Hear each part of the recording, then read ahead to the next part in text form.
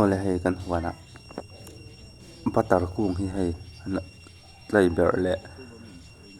bazun hian an lo tlan that mai a takina bazun chu lo langa khulai mi khu dum zun mai khu ni khu thlok khu tlai ber nen hian lo tlan na sai mai zong tak nen hian an tlan kopa an ngam em mai a hei ti na thi kan tum mi alowa kan hum hal em mai a batar hian lo du ve khop mai a tlai ber te hian ara te hi hian an chuka bazun po hian lo du ve thawa bazun tak hi chu i zong tak khutlan kan ring ma zo ka chan chu bazun hi chu pangang ra la nia zong tra hian anget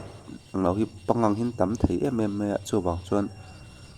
zong tra ve la mi pangang khu chang zok ni na hriata bazun te lo tangkai em mai a chu bang chuan pangang hlau mi tan phei chuan bazun hi chu per thak reng lo tur ani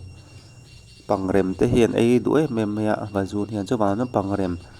lau chi nga tan phei chuan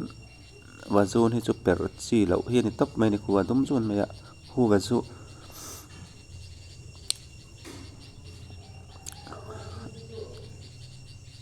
chau ak tiat set chu ni chau a khu bazun kan tia bazun hi ani lo do hlek ngem o a mui khu awa dawa bazun ka lo tiring tama se bazun chu ang lo le do hlek chu ka hria a hre ho chuan lo soi ula hei sawa tak ni mo vakul han ti do ni vakul chuan thik di rang hi nei lo wok sia chang sen ti do ni na alian ma bok sia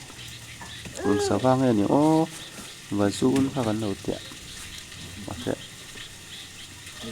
atien wang wang chu na ang bak lo ni bazun ni chu amit bul hi asian kap thina sawa tak ni mo hei kan chong ta hi an lo ta na atu vu hi riu te pon an lo tan thina ni lai sawa ri ngot lo riu te po hen an lo tan thina khu bazun chu ni lo tap amit pula sen lo tat